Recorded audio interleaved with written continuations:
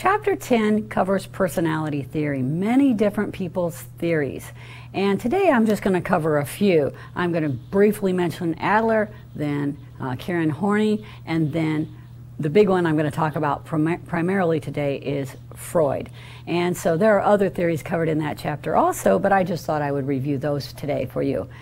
Anyway, Adler, I'm going to only very briefly mention, it says that our biggest problem really as human beings, again, is inferiority. We just feel like we are less than others, and that causes us to not develop our full potential in life because we're always worried about being inferior. The next one I want to mention is Karen Horney. And Karen Horney also talked about feeling less. As a matter of fact, she talked about a notion called basic anxiety. She said that children all come into the world with basic anxiety. The realization that we cannot take care of ourselves. Without our parents, literally, we would die.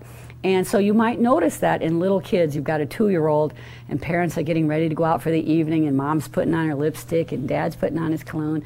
The little child's getting all nervous and whiny and hanging on your leg because they know what that means. They know that that means that you're going out for the evening and the sitter's already arrived.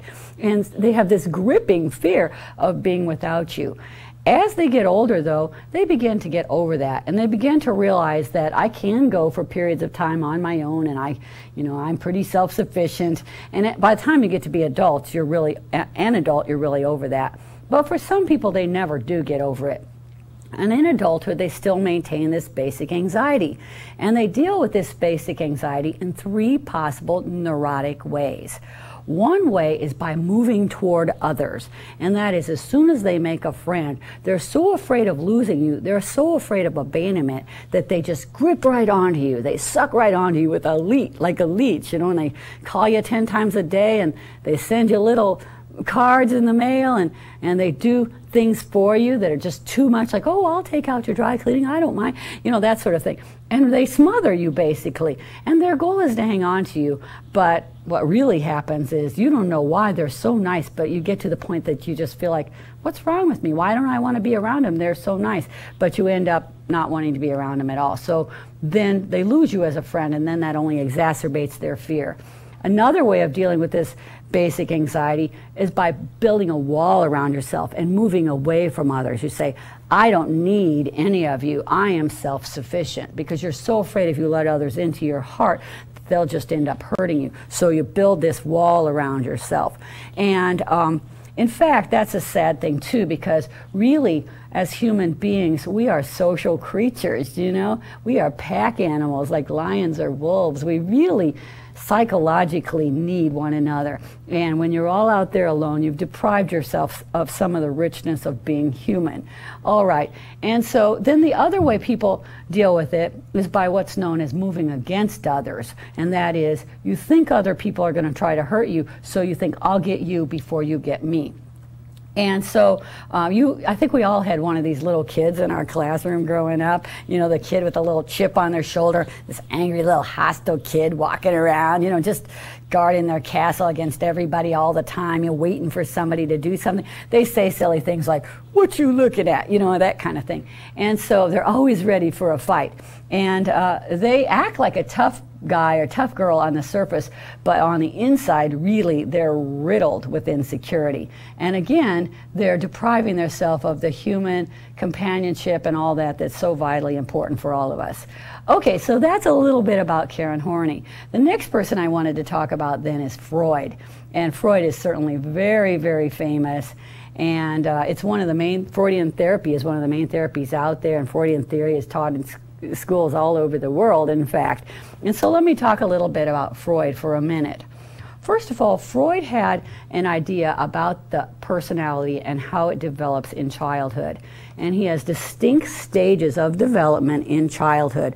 The oral stage, where you're wanting to nurse and all of that. The anal stage, where you're learning to toilet train. Phallic stage, an unusual stage where he thought that children would develop crushes on their opposite sex parent.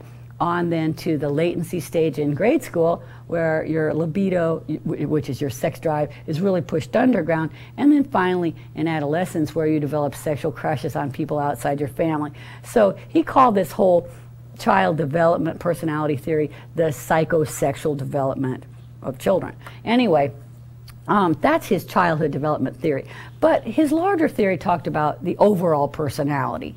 And in the overall personality, he said each one of us had three main structures of our personality. And the structures are the id, the ego, and the superego.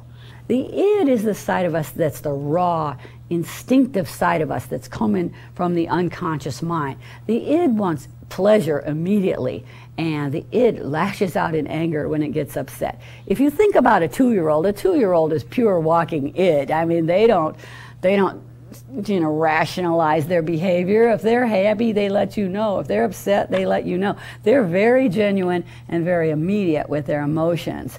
But as we move into the preschool years, we begin to learn about how to be civilized, how to get along with others, how to wait our turn, how to share our toys and not bite people, that sort of thing. And so we begin to learn about the shoulds and the shouldn'ts.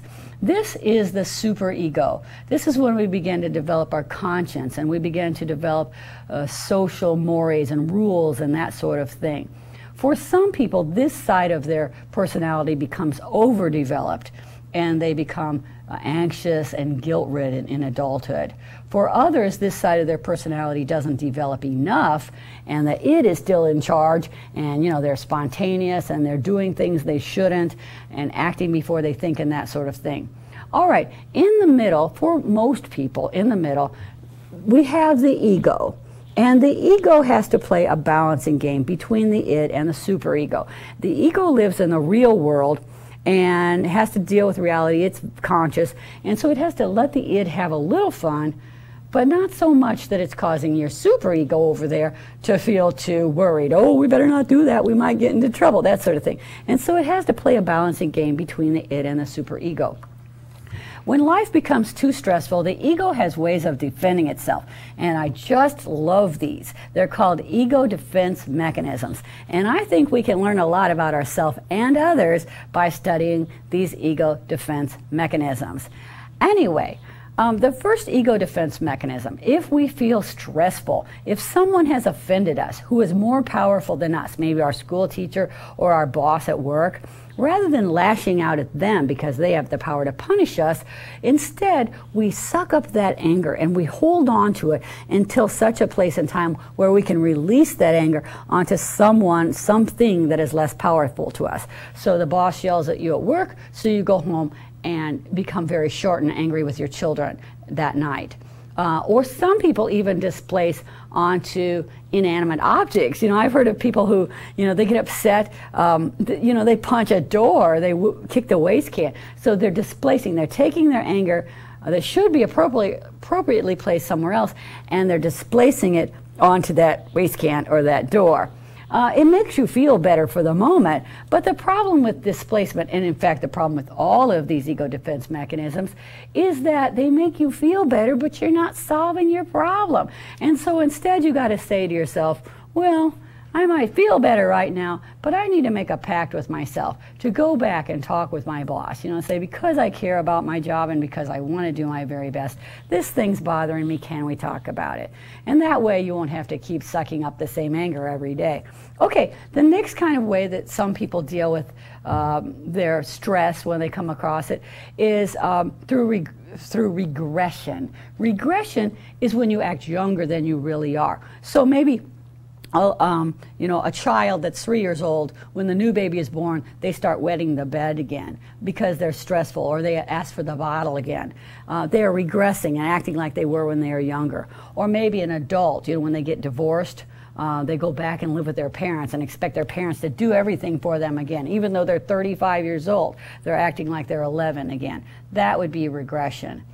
Another one, and I have to watch myself on this one. Actually, I have to watch myself on several of these. But the next one is called rationalization.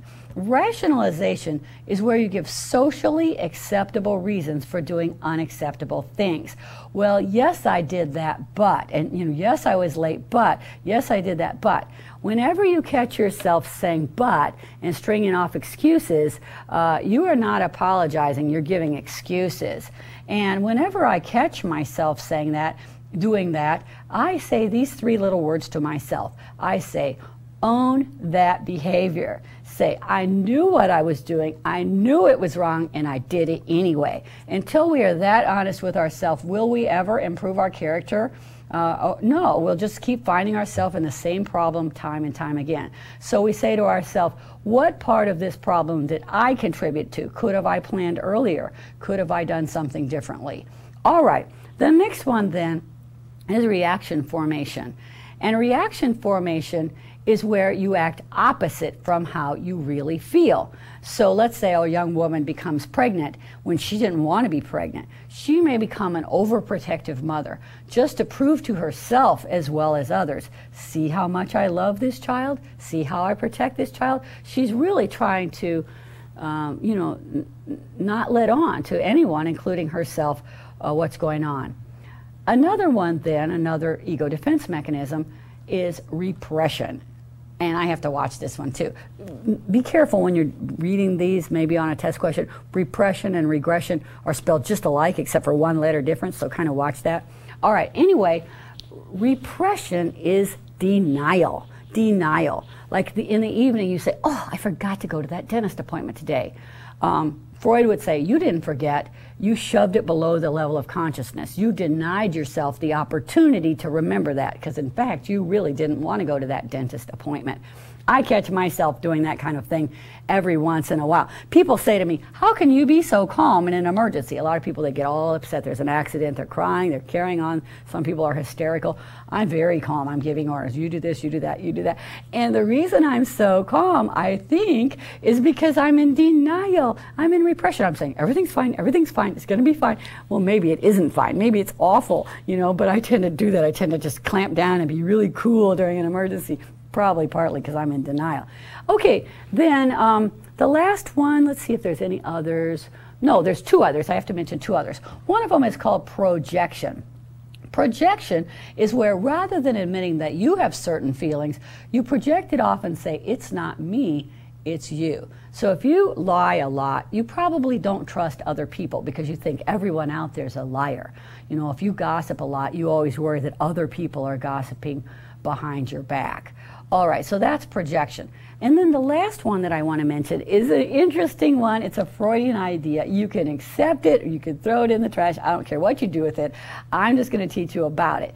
But anyway, it's called sublimation. Sublimation.